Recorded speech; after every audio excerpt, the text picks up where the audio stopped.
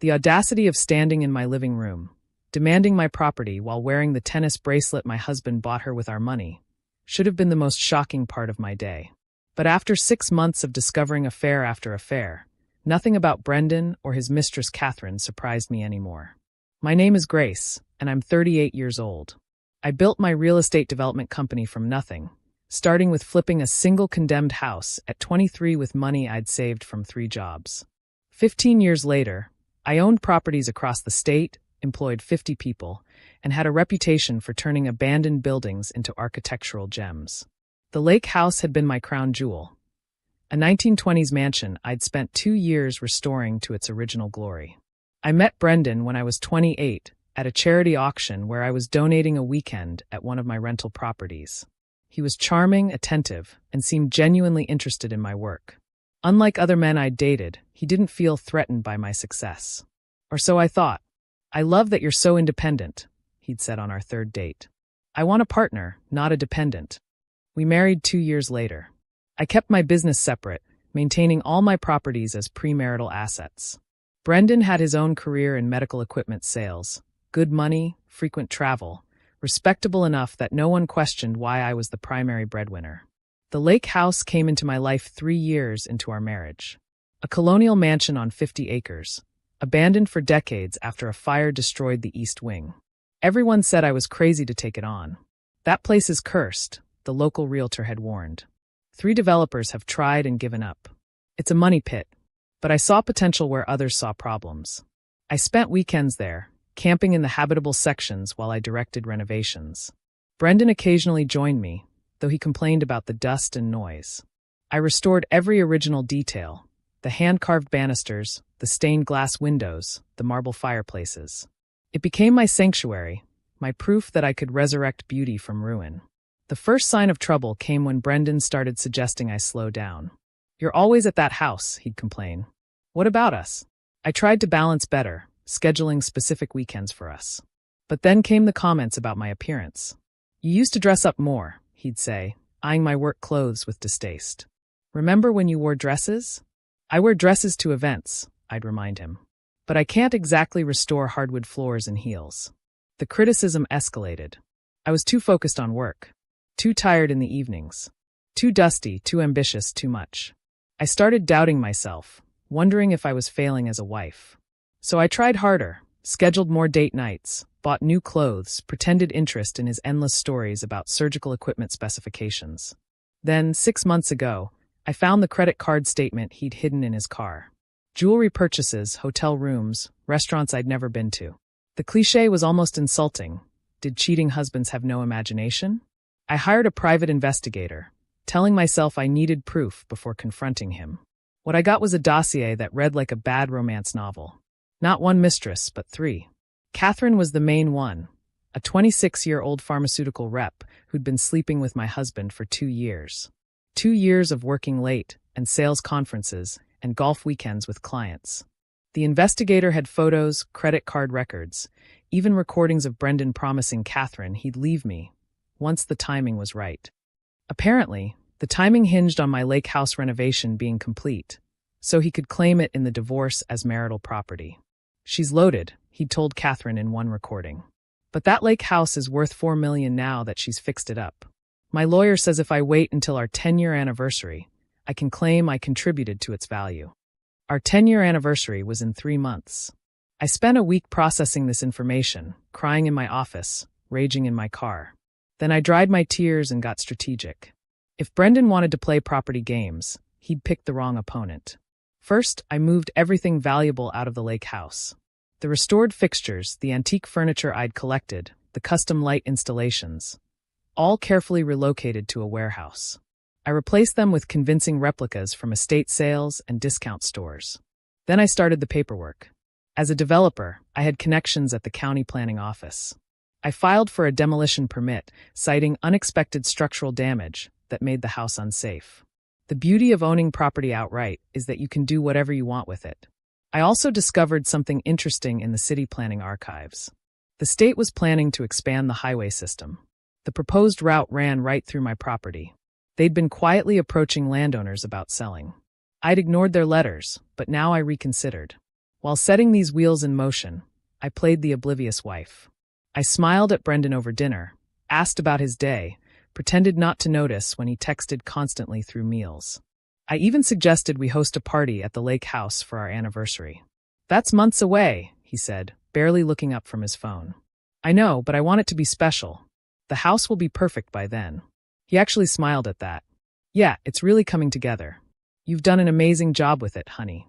Honey, from the man who called another woman baby in recorded conversations. 2 weeks before our anniversary, Brendan announced he needed to talk. I knew what was coming.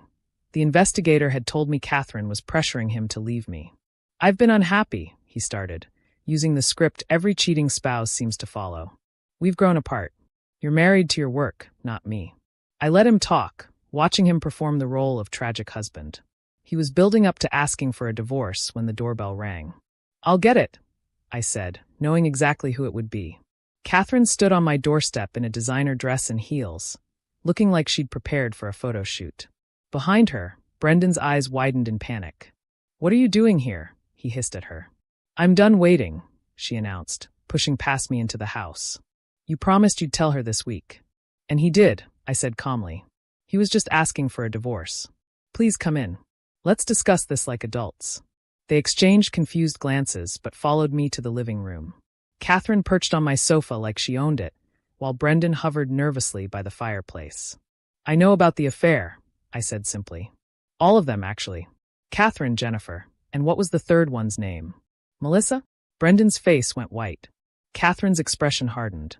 "Then you understand why this marriage is over." "Completely," I agreed. "And I'm willing to make this easy. Brendan, I'll give you a simple divorce. No alimony battles, no dragging this through court." "Really?" He looked suspicious but hopeful. "Really? But Catherine has a point. She's been through emotional distress. The lying, the sneaking around, waiting for you to leave your wife. That must have been so hard."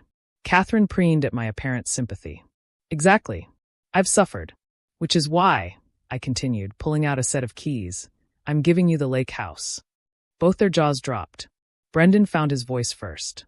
"The lake house? But that's worth millions." "For million, according to your last appraisal," I confirmed. "But Catherine deserves compensation for her emotional distress, don't you think? And you've always said you contributed to its renovation." Yes, of course," he stammered, greed overcoming surprise. "I picked out a lot of the fixtures, consulted on the design." I bit back a laugh. He'd picked out exactly nothing and complained through every consultation. "Then it's settled," I said, handing the keys to Catherine. "The house is yours.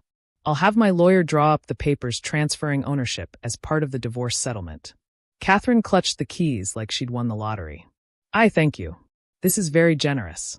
There are just a few minor details," I added casually. "The house needs some work. I've been putting off some maintenance, and there's a small issue with the Eastern Foundation. Nothing major. Also, the property taxes are due next month, about $40,000. And the county has been sending notices about some potential zoning changes, but I'm sure that's nothing to worry about."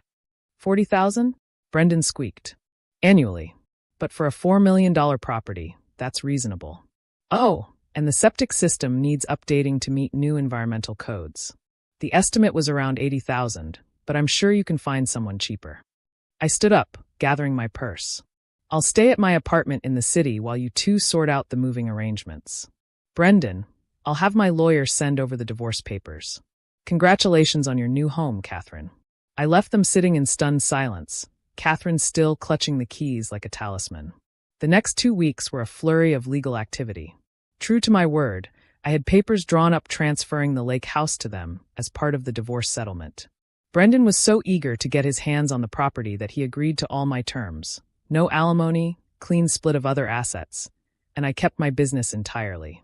"Are you sure about the house?" my lawyer asked. "It's worth a fortune." "Trust me," I said. "It's worth every penny to be rid of them." The day after the papers were signed and the divorce finalized, I got a frantic call from Brendan.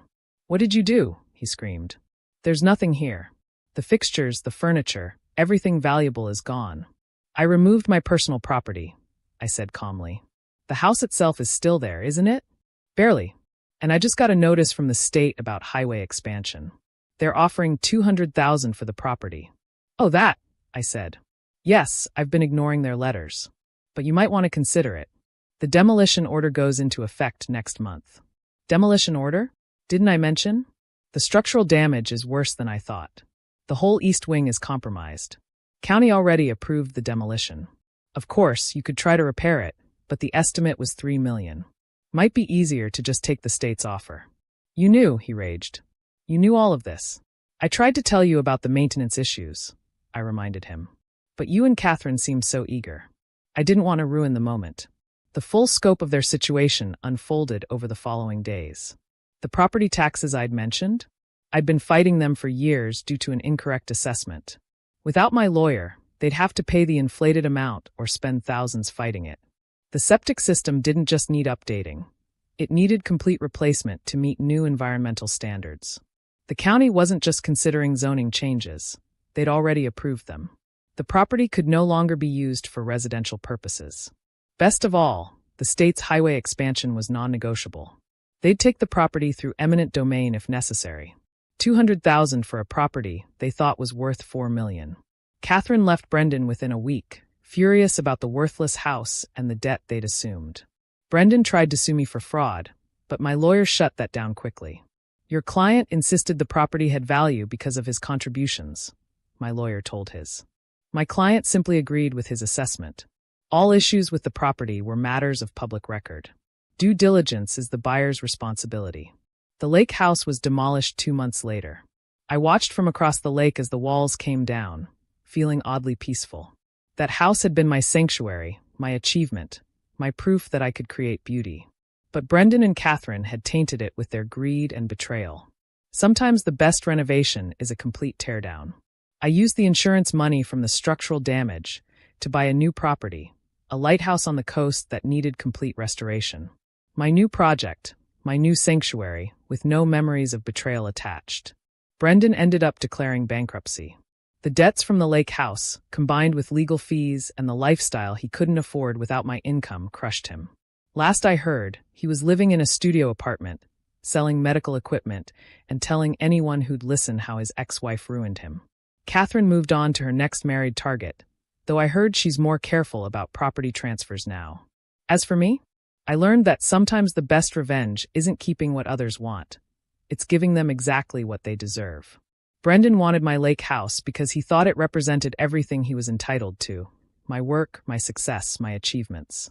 Catherine wanted it as proof she'd won, that she'd taken something valuable from the wife.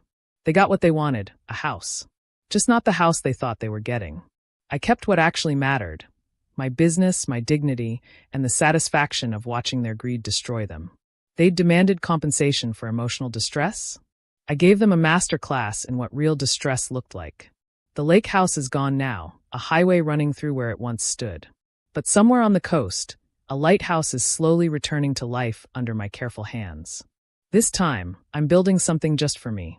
No husband to criticize the dust, no mistress to covet the results.